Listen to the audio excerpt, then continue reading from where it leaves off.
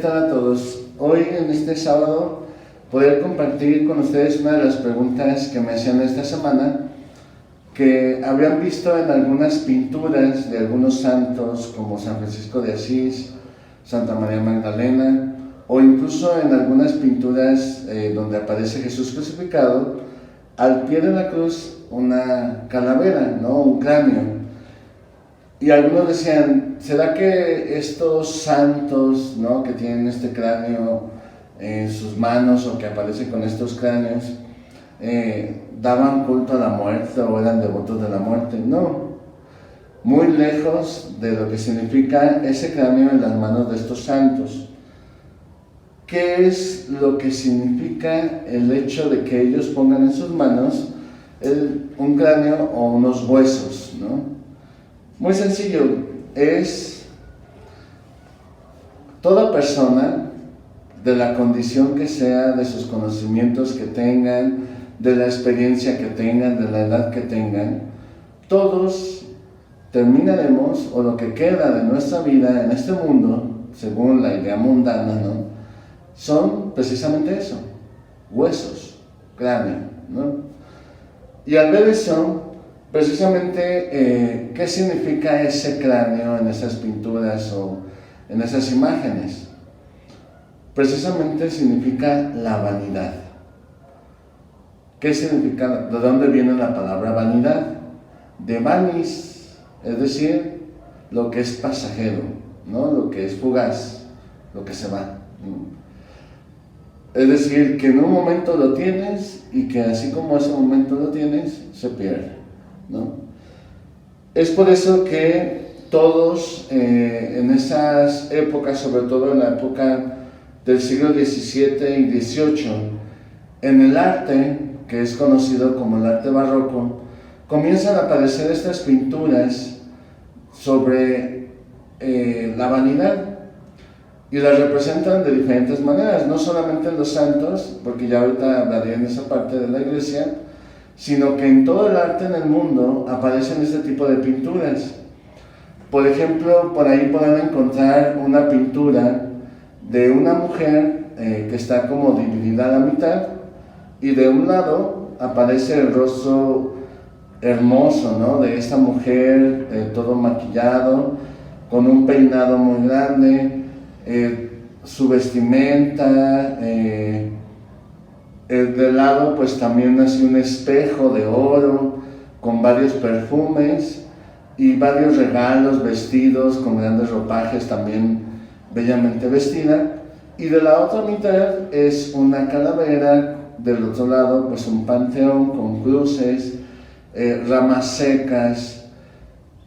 ¿Y qué es lo que simbolizaba? Pues precisamente eso, ¿no? Ahora que tú eres bella y que tienes todos esos ropajes, llegará el momento en que terminarás así, ¿no? Otras pinturas, por ejemplo, también aparece que están pues grandes reyes o grandes príncipes sentados en una mesa llena de grandes lujos, banquetes, grandes joyas, y en medio de todo ello un cráneo, y precisamente ese cráneo a un lado un instrumento de esos de reloj de arena, donde está cayendo los últimos granitos de la arena hacia la parte de abajo. ¿Y qué simbolizaba eso? Precisamente lo mismo. Pues todos esos viajes, todas esas ropajes, lujos y todas esas grandes palacios que tienes ahora, todo eso también se va a terminar, todo va a ser pasajero, ¿no? Y precisamente como nos lo dice el libro del Eclesiástico, ¿no?, todo pasa, nada es permanente en este mundo. Y precisamente también dentro de la iglesia, durante esta época, es donde empiezan a aparecer en los grandes templos, pues los grandes retablos donde aparecen varios santos, donde empiezan a aparecer estas imágenes que tienen estos cráneos sobre sus manos o a un lado. Sobre todo los que más aparecen así son Santa María Magdalena, que aparece de dos maneras. Una, aparece ella ya vestida de manera penitente, ¿no? Es decir, con una forma muy rústica, y a su lado un perfume, y ella sosteniendo un cráneo, como diciendo lo que fue su vida pasada, de vanidad, de lujos, de placeres. Ahora ella renuncia a toda esa vida de vanidad y pone su mirada en Jesús, ¿no? También hay otros donde la ponen a ella con un vestido muy bonito, ¿no? Con joyas a un lado, también junto con esas joyas un cráneo, y María Magdalena teniendo en sus manos una Biblia, ¿no? Un libro, y precisamente diciendo todo aquello que vivía en el pasado era vano, vanidad, no era pasajero, y ahora lo que es permanente y que permanece es la palabra de Dios, ¿no? Ahora ella es la que me embellece. Vivir la palabra de Dios es lo que me hace brillar ante el mundo.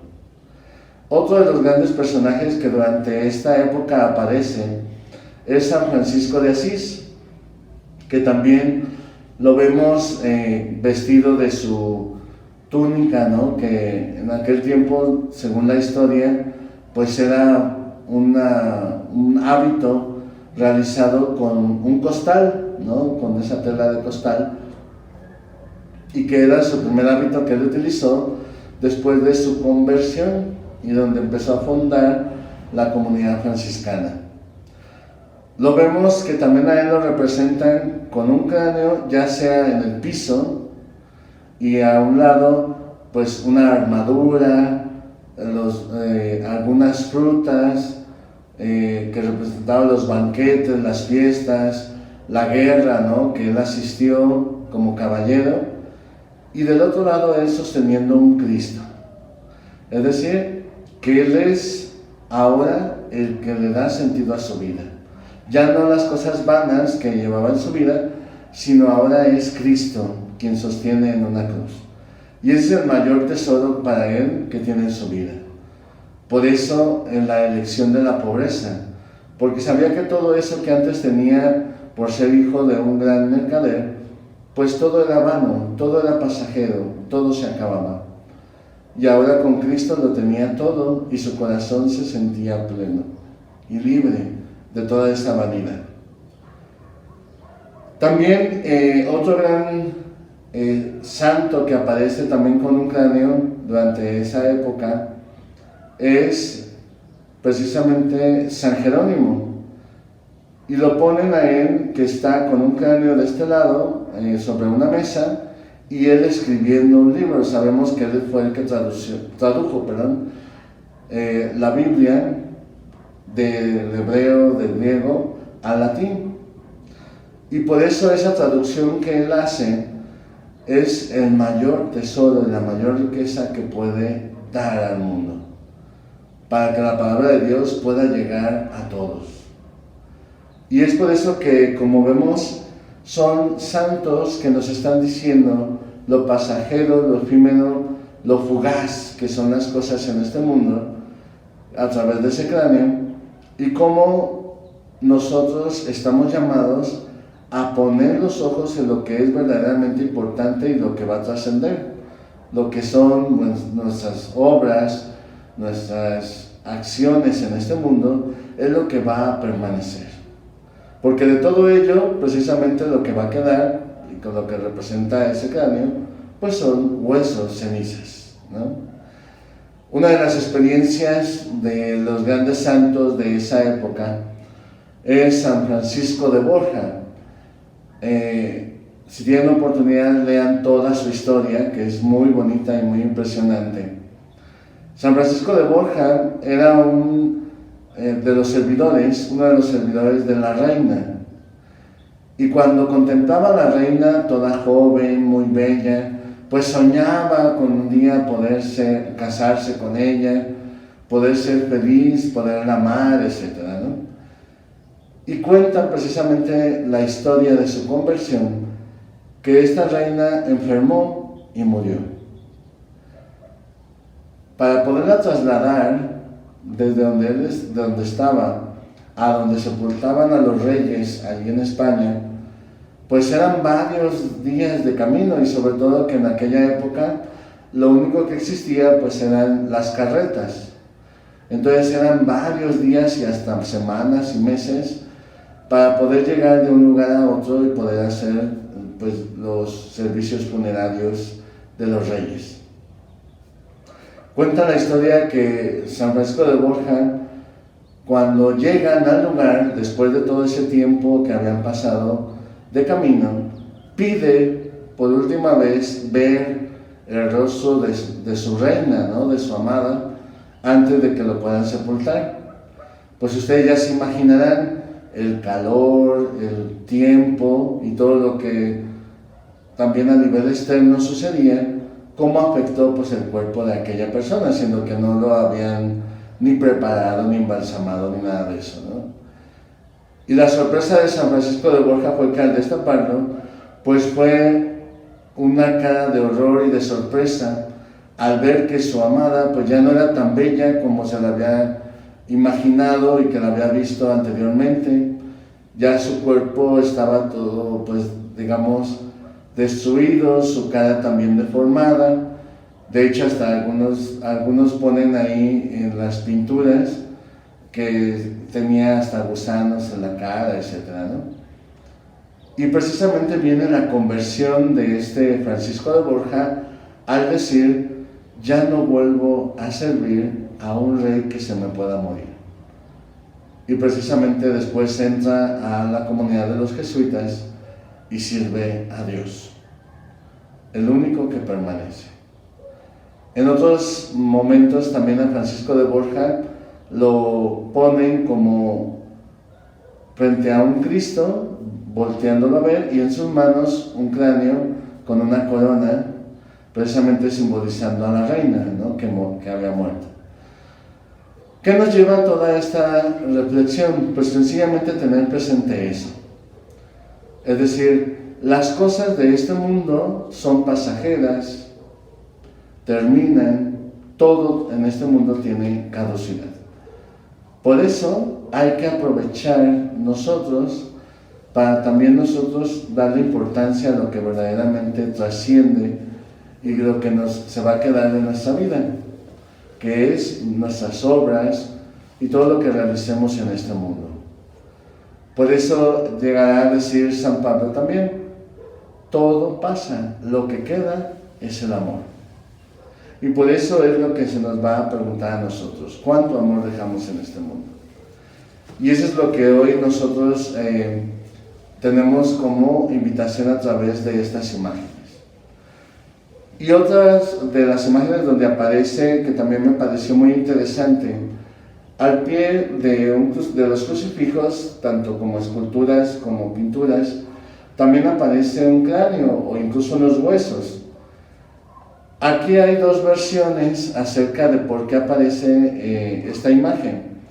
Una de ellas es porque, si ustedes recuerdan, el monte donde fue crucificado Cristo se llamaba el Calvario, ¿no? O la calavera. Ahí eran ajusticiados muchas personas, y como no tenían derecho por el hecho de ser malditos, ¿no? Por lo que dice el libro de Levítico, los dejaban ahí y sus huesos se quedaban en esa montaña, ¿no? Por eso aparecen esos huesos, ¿no? al pie del crucifijo.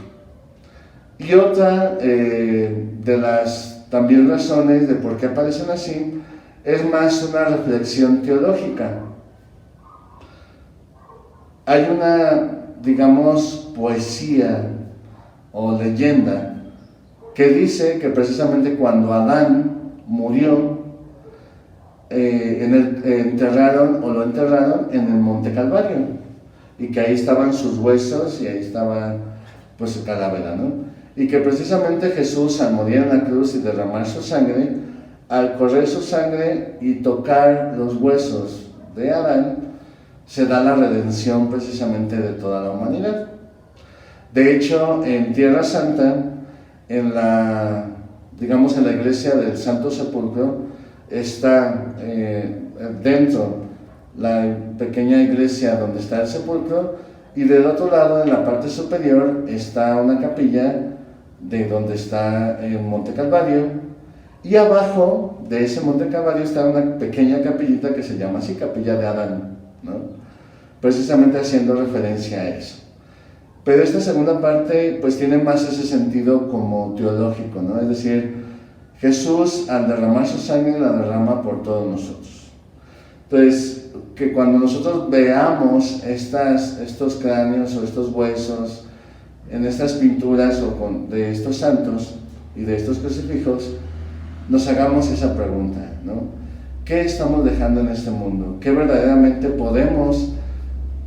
nos puede hacer trascender y brillar?